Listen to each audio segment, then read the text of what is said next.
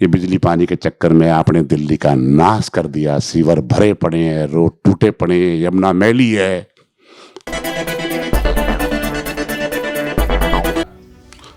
नमस्कार, मैं अभी अभी केजरीवाल साहब के घर के बाहर निकल रहा हूँ। बाहर निकलते ही मैंने सोचा कि आपसे बताऊं कि आज क्या हुआ केजरीवाल साहब के घर में।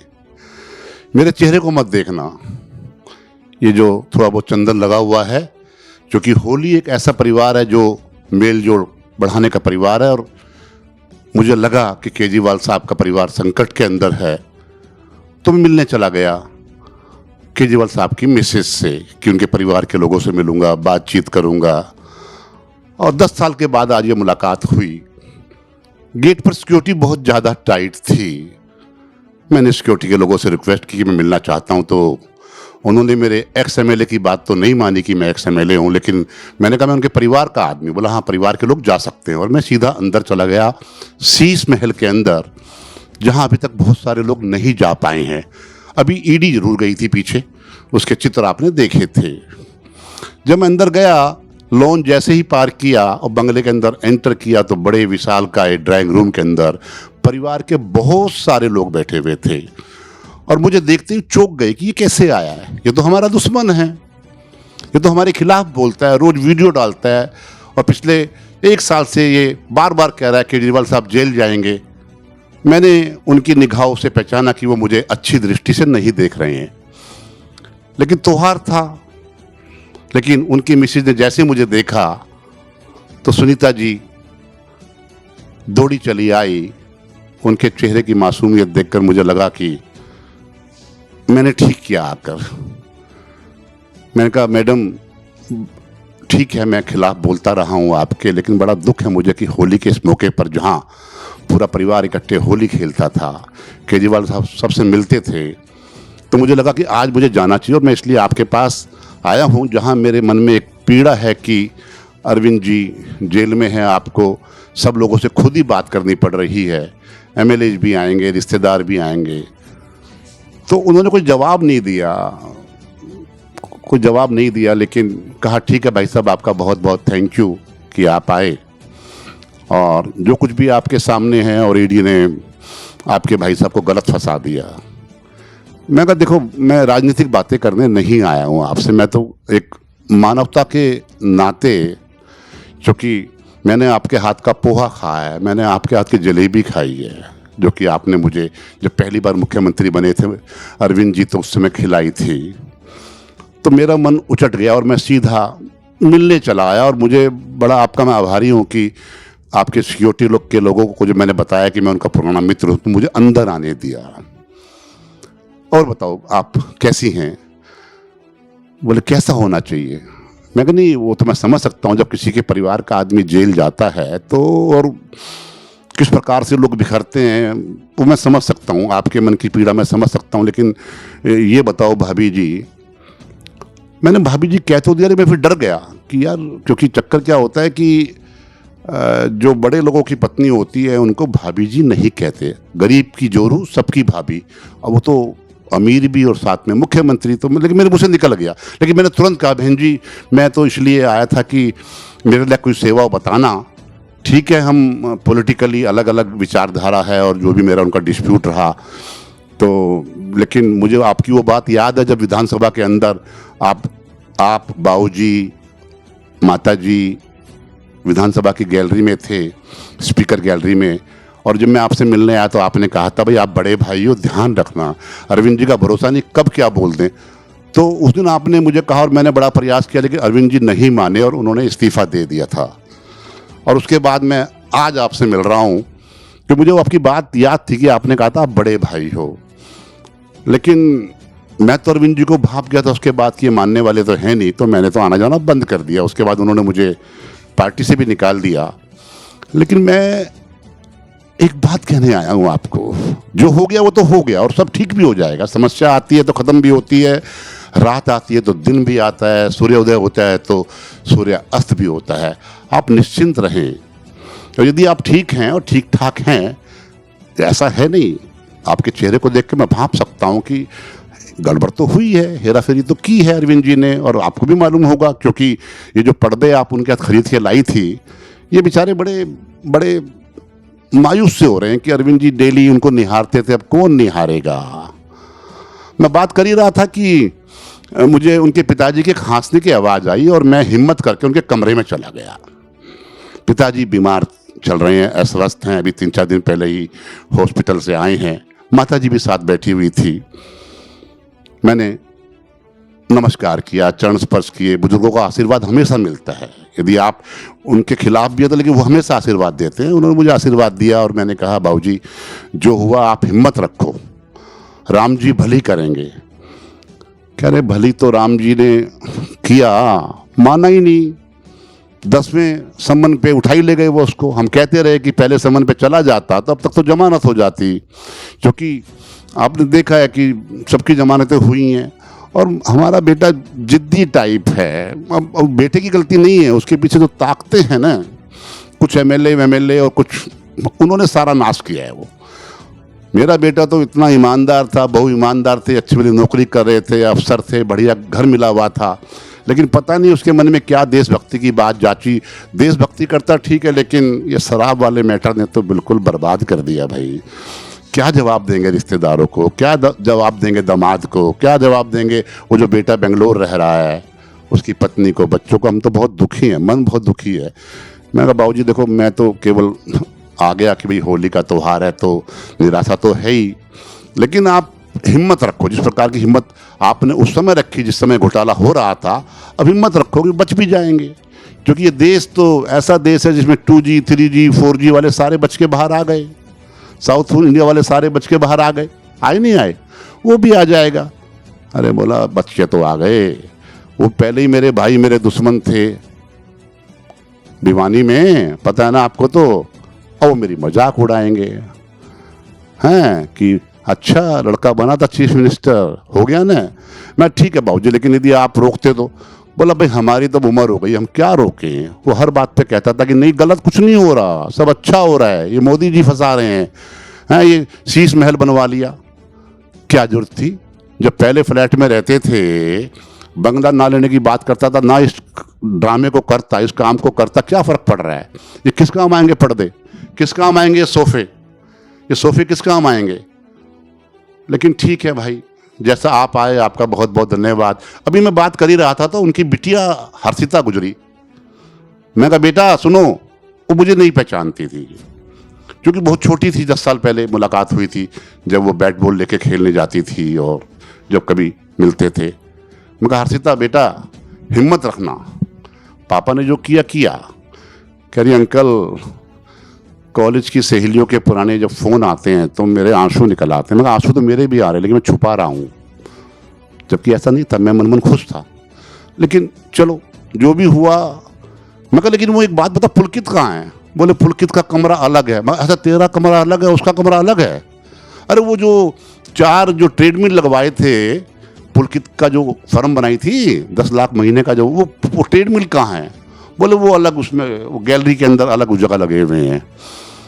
तो मैंने कहा वाह, इतने में पुलकित तमतमाता हुआ आया। क्या बात कर रहे हो आप, कौन है आप? अरे मैं कहा बेटा मैं तेरे पापा का दोस्त हूँ पुराना, पहली बार एमएलए बना था, उनके साथ हुआ करता था। और ये जो सब कुछ हो रहा है, मैंने मना किया था कि आप ऐसे गलत काम मत करना, कुछ गलत लोग आपके साथ हैं, लेकिन वो नहीं माने। क्योंकि वो कहावत नहीं है सुनने वालों की, वो क्या निंदक नेरे राखिए, है ना, वो मैं आगे तो मुझे याद नहीं है। और मैं तो उसका मतलब यही है कि यदि आपके जो निंदा करने वाले हैं, आपके दोस्त परिवार, उनको नज़दीक रखना चाहिए, कभी वो गलत सलाह नहीं देंगे। लेकिन पापा बोला आप बेकार की बातें मत करिए मेरे पापा के बारे में। मैं कहा बेटा बेकार की बातें नहीं कर रहा, यदि उस समय बात मान ली होती तो ये नौबत कभी नहीं आती। क्या जरूरत थी पंजाब में सरकार बनाऊंगा, गोवा में बनाऊंगा, गुजरात में बनाऊंगा? अरे दिल्ली में पापा की पूजा होने लगी थी, किस प्रकार से आरतियां लेके खड़ी होती थी, लेकिन पापा नहीं माने। उन्होंने दिल्ली के लोगों का डिवीज़न कर दिया ना, गरीब अलग, अमीर अलग, मिडिल क्लास अलग, हिंदू अलग, मुस्लिम अलग। नहीं किया। अच्छा देख, मैं कोई ताने देने नहीं आया हूँ, मैं केवल मम्मी से मिलने आया था, क्योंकि मम्मी बहुत अच्छा बोली कल, जो मम्मी बोली ना, मेरे तो आंखों में आंसू आ गए। अब उनको चिट्ठी याद थी, और चिट्ठी या तो अरविंद जी पहले दे गए होंगे कि मैं यदि जेल चला जाऊं तो तुम ये पढ़ देना मेरी तरफ से संदेश है। और कोई बात नहीं बेटा, ये तो चलता रहता है। लालू प्रसाद यादव भी बंद हुए थे तो राबड़ी देवी ने संभाला था, मम्मी संभाल लेगी। और मम्मी को संभलवाना, ये बाकी नेताओं का भरोसा नहीं है। गोपाल राय, आतिशी, सौरभ कब बिक जाएं, कब मोदी जी धमका के अपनी तरफ कर लें। एमएलए पहले ही भागने को तैयार बैठे हैं, क्योंकि भाई पुलिस की मार, ईडी की पूछताछ, सीबीआई की जांच बहुत खतरनाक होती है। मैंने झेली नहीं, लेकिन जिन्होंने झेली है उनसे मिलता रहा हूं, क्योंकि मैं पहले कांग्रेस में था तो वहां ऐसा बहुत होता था, तो मैं देखता था हैं।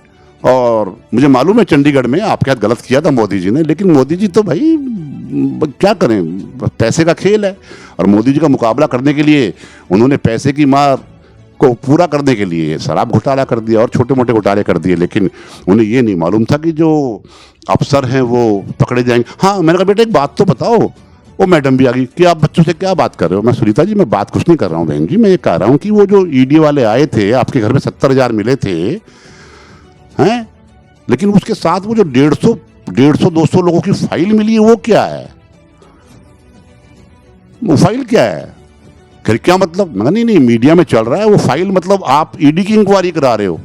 आपने सबके डोजर निकलवा लिए कि कौन ईडी का कमिश्नर कहाँ रहता है, क्या करता है, उसके बच्चे क्या करते हैं, उसने कहाँ से पढ़ाई करी, कहाँ से क्या किया, उसने कौन सी कमाई, मतलब आप उसके क्या जरूरत थी आपको? क्या जरूरत थी? पहली बार ईडी ने बुलाया था, चले जाते, निबट जाता काम। कह रही अब फालतू बात मत करो। इतने में उनकी साली साहिबा आ गई, साडू आ गए, बाकी लोग आ गए। मुझे लगा कि मेरी पिटाई ना कर दें। मैंने बड़ी हिम्मत करके वो एक छोटी सी डब्बी चंदन की ले गया था।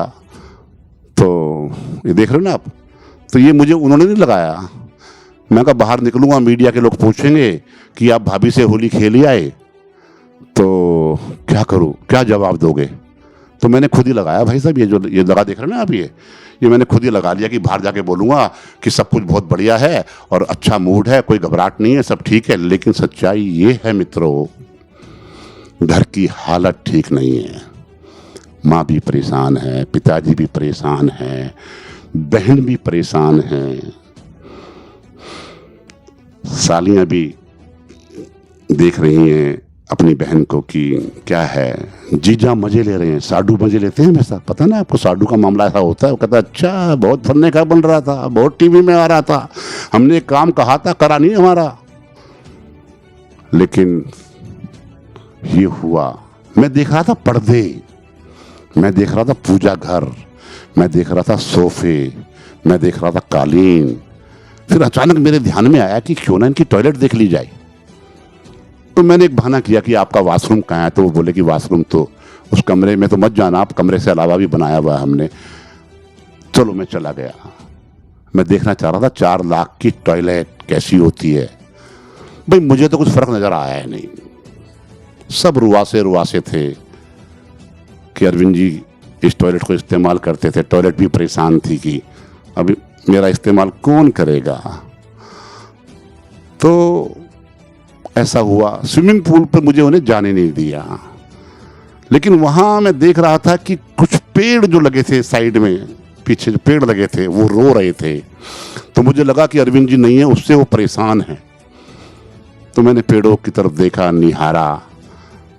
तो एक पेड़ ने जो कहा, वो कहा कि हम इसलिए निराश और आहत नहीं है कि अरविंद जी जेल में हैं, हम निराश और आहत उस चीज से हैं कि पिछली होली पर वो 14 बड़े बड़े हमारे पेड़, हमारे भाई भी यहां थे जिनको कि अरविंद जी ने कटवा दिया, उनको हमसे बिछड़वा दिया।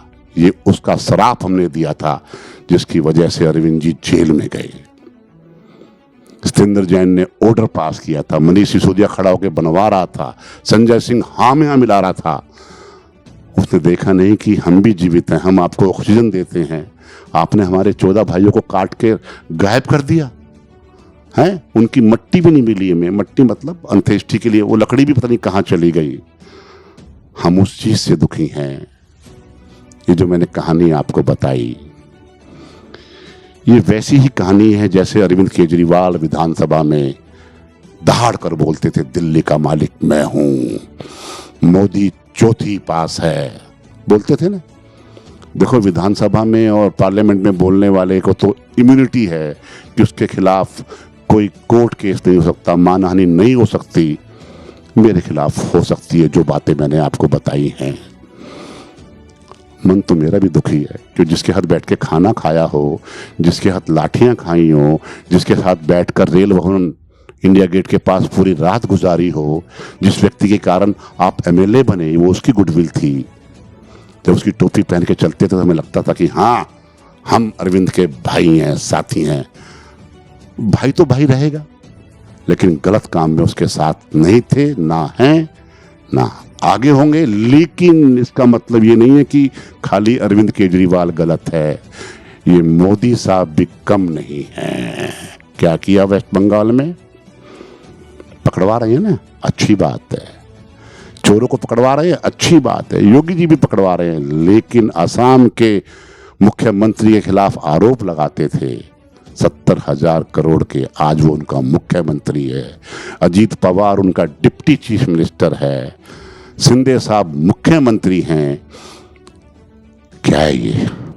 क्या किया गोवा में? क्या होने जा रहा है हिमाचल के अंदर? नो तोड़ लिए। मोदी जी भी कम नहीं हैं, लेकिन कहावत है ना, सामर्थ को ना दोष को साई। वीडियो देखने वालों, शक्ल मेरी आपको अच्छी नहीं लग रही होगी कि ये क्या माथे पर, ये मैंने खुद लगाया है, खुद लगाया है। मेरी तो बल्कि पिटाई हो जाती घर के अंदर यदि मैं उनको लगाने का प्रयास करता, क्योंकि वो होली खेल पाएंगे? नहीं खेल पाएंगे। माता पिता उठ पाएंगे? नहीं उठ पाएंगे। फोन सुन पाएंगे? नहीं सुन पाएंगे। क्या वही भीड़ कल आएगी होली वाले दिन? नहीं आएगी। केवल पत्रकार, रिश्तेदार और ये पुलिस की फोर्स घर में पड़ी है।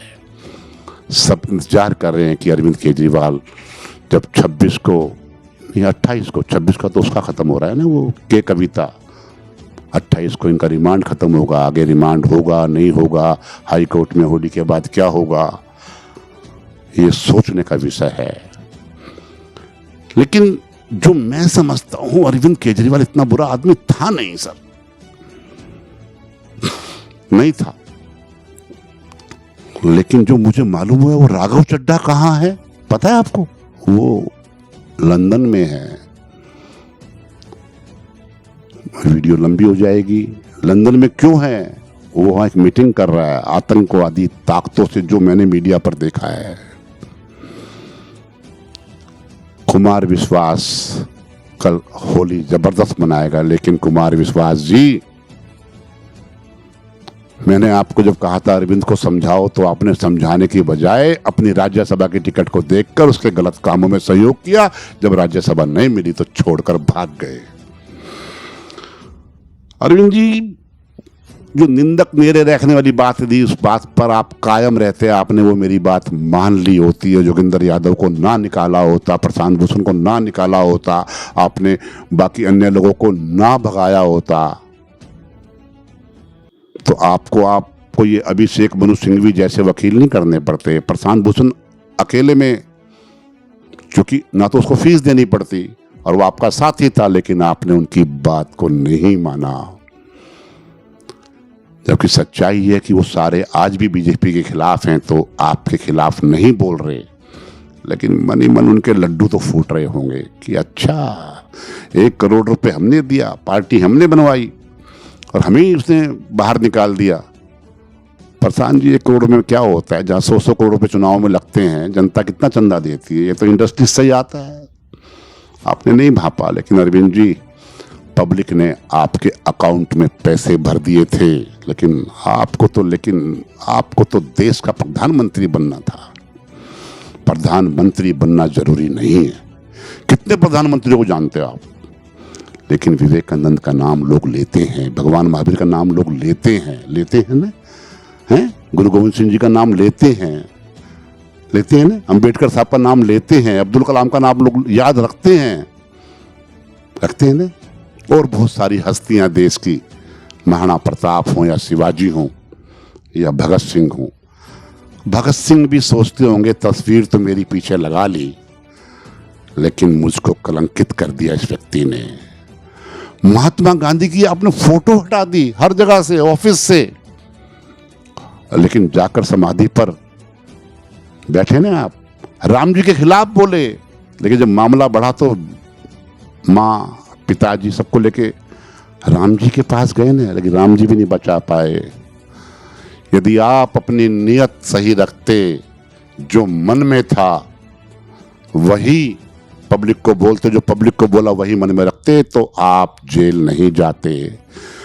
पैसा सरकार का खर्च हो रहा है, करोड़ों रुपए जो खर्च हो रहे हैं वकीलों के नाम पर, वो सरकार का है। यदि आपका व्यक्तिगत होता तो इस प्रकार की हरकत आप नहीं करते। विजय नायर जैसे लोगों को आपने पाला, उसको रहने के लिए बंगला दिया। और मुझे मालूम है कि आप पहली डेट पर क्यों नहीं गए। आपको लगा कि यार मैं चला गया और मुझे इस्तीफा देना पड़ गया, तो इस शीश महल में जो 52-55 करोड़ रुपए लगाए हैं उसका क्या होता। सुनने वालों, मेरी बात सुनना, वीडियो को स्किप करना चाहो तो कर लेना, वो तो देखो आपकी मर्जी है, लेकिन मैं मन की बात बता रहा हूं। अरविंद केजरीवाल ईडी की जिस लॉकअप में रात को सोते हैं वो एयर कंडीशनड है, लेकिन उनकी बातचीत एयर कंडीशन नहीं है। जबकि कविता को सामने बिठाकर, बाकी लोगों को सामने बिठाकर ये सारे काम होंगे तो पसीना आ जाता है -40 टेम्परेचर में भी। लेकिन जेल में एसी नहीं मिलेगा, जेल में खाली पंखा मिलेगा। कई बार गया हूं जेल में, वहां खाली पंखा मिलेगा।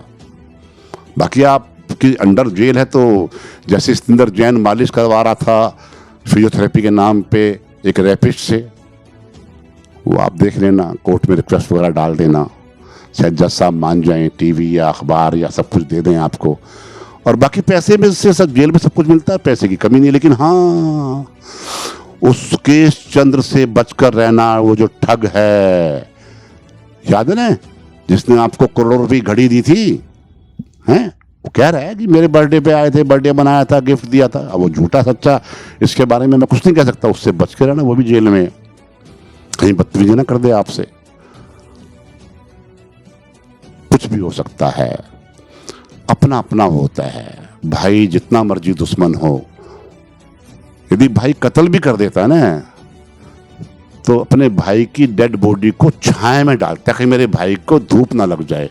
ये कहावत है, पुराने लोग कहते हैं, हमारे पिता कहा करते थे, दादा दादी कहा करते थे कि भाई से कुछ छुपाओ मत, यदि वो तुम्हारे को मारेगा भी तो धूप में नहीं रखेगा, छाया में रखेगा। लेकिन आपने सबको भगाकर, नए नए बच्चे पालकर, और जो वो ना, वो कौन सी फोर्ड फाउंडेशन और वो जो मैक्सेसे अवार्ड और कबीर एनजीओ, ये सब एक्सपोज हो गई हैं। आप जो बार्गेनिंग करना चाह रहे थे ईडी वालों से, जो आपने ईडी के अफसरों के डोजियर इकट्ठे किए हैं, उनके पूरी हिस्ट्री इकट्ठी करी है, जो आपने जासूसी पर सरकार के पैसे खर्च करे हैं, वो आप कर ही नहीं पाए। आपको उम्मीद ही नहीं थी कि वो आ जाएंगे उठाने के लिए। आप उन डोजियर को छुपा भी नहीं पाए, नहीं छिपा पाए ना। अब वो डोजियर भी पकड़े गए, आप बार्गेनिंग भी नहीं कर सकते, और वो आपको अब बाकी तो वीडियोग्राफी में सारी पूछताछ होगी, आप बता देंगे। हाँ, बस लास्ट में एक बात कहूँगा, अरविंद जी और सुनीता जी, बेटा पुलकित, हर्षिता, माता जी, पिताजी, मेरी कहीं जरूरत हो तो मैं आधी रात आपके आऊँगा मदद करने के लिए, क्योंकि एक एहसान मेरे ऊपर है आपका, आपके परिवार का, कि मुझ जैसे गरीब आदमी को, अब तो मैंने थोड़े पैसे कमा लिए हैं, बच्चे सेट हो गए हैं, तनख्वाह वंखा अच्छी है, तो अच्छी जगह बैठा हूँ, लेकिन उस समय मैं बहुत परेशानी में था। आपने मुझे फ्री में टिकट देकर, चुनाव लड़ने के लिए पैसे देकर एमएलए बनाया था। इसलिए मैं आपसे कह रहा हूं कि मेरी कहीं जरूरत हो तो आप मुझे बुला लेना, मैं आऊँगा और मन से मदद करूँगा, मन से मदद। लेकिन दिल में मेरे खुंदक भी है। आप, मैं चाहता था आप जेल जाओ, चाहता तो था मैं, जो बात सच है। देखो, बात को आप अदरवाइज मत लेना, कोई वीडियो तो पहुँचेगी आपके पास, पहुँचेगी ना, हैं? और होली आपको मुबारक हो बहुत बहुत। और मैं कामना करता हूँ जिस प्रकार से होलिका ने प्रहलाद को अपनी गोदी में लेकर जलाने का प्रयास किया था, और वो खुद जल गई थी क्योंकि प्रहलाद सच्चा था, और यदि आप सच्चे हुए तो आप टेंशन मत लो, कल होली, आज होली जलेगी रात को। आप भी, यदि मोदी साहब को आप बार बार बोलते हो भ्रष्ट है, उसको होली का मान ले और आप प्रहलाद जी हैं तो आप खुलकर उसके साथ बैठो। जब आग लगेगी तो जो आपको फंसाने वाले हैं होलिका रूपी लोग जो भी हैं, आप बीजेपी कहते हो, कोई और भी हो सकते हैं, वो जलेंगे, आप बचोगे। और यदि उल्टा हुआ कि आप गलत हैं तो वो बचेंगे, आप जलेंगे। इस बात का ध्यान रखना। वीडियो बहुत लंबी हो रही है इसलिए मैं कहना चाहूँगा, मैं रो नहीं रहा लेकिन मेरा मन रो रहा है, लेकिन मैं मनी मन खुश भी हूँ। बेटा पार्टी से निकाला था मुझे, मैं समझाने आया था, नहीं माना, तो ये मिली जुली प्रतिक्रिया है। अंत में बता दूं, ये जो भी मैंने कहा है ये मेरी सोच है, काल्पनिक स्टोरी है, और ये मैंने अपने घर में लगाया है रंग वीडियो बनाने के लिए। और कैमरे के पीछे मेरे दोस्त हंस रहे हैं। अब उनके मन में क्या है मुझे नहीं पता, लेकिन वो सपोर्टर आम आदमी पार्टी के हैं, ऐसा मुझे इसलिए मालूम है कि बाहर जाकर वो बात करते कहते हैं कुछ भी है, बिजली पानी फ्री तो दिया है। ये बिजली पानी के चक्कर में आपने दिल्ली का नाश कर दिया। सीवर भरे पड़े हैं, रोड टूटे पड़े हैं, यमुना मैली है नहीं है।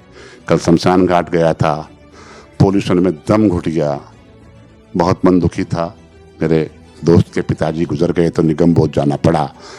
हाय हाय, दम घुट गया, आके नहाना पड़ा, नाजल ड्रॉप डालनी पड़ी आपके कारण, केवल आपके कारण। अरविंद जी, सुनीता जी, मैं गलत नहीं कह रहा हूं, देखो, लेकिन जैसी प्रभु की इच्छा। होली मुबारक हो। पारदर्शी सफर के इस चैनल को आपका प्यार लगातार मिल रहा है, आगे भी मिलेगा ऐसी उम्मीद करता हूं। साथ में एक रिक्वेस्ट करता हूं आपसे, मैं इस चैनल पर बहुत दिन बाद मैंने वीडियो डाली है, आगे भी डालूंगा, अच्छी डालूंगा, और सोचूंगा कि पॉलिटिकल ना डालूं, कुछ और अच्छे विषयों पर डालूंगा। आप इस चैनल को अधिक से अधिक सब्सक्राइब करें, वीडियो अच्छी लगे तो लाइक करें, ना अच्छी लगे डिसलाइक करें, लेकिन कमेंट जरूर करें। कमेंट से मेरा हौसला बढ़ता है। और सुनो मेरी बात को, ये यूट्यूबर नहीं है, बड़े बड़े यूट्यूबर, कोई बीजेपी की डाल रहा है, कोई कांग्रेस की डाल रहा है, कोई आम आदमी पार्टी की डाल रहा है, कोई अन्य की डाल रहा है, और उनके सब्सक्राइबर भी बढ़ते जा रहे हैं। उनका पर्पज पैसे कमाना हो सकता है, मेरा पर्पज पैसे कमाना नहीं है। इस यूट्यूब से यदि कोई कमाई शुरू हुई, अभी तो कुछ नहीं है, तो पैसे समाज सेवा में लगाऊंगा, ये आपको विश्वास दिलाता हूं। आपका बहुत बहुत धन्यवाद। जय हिंद, जय फौजी।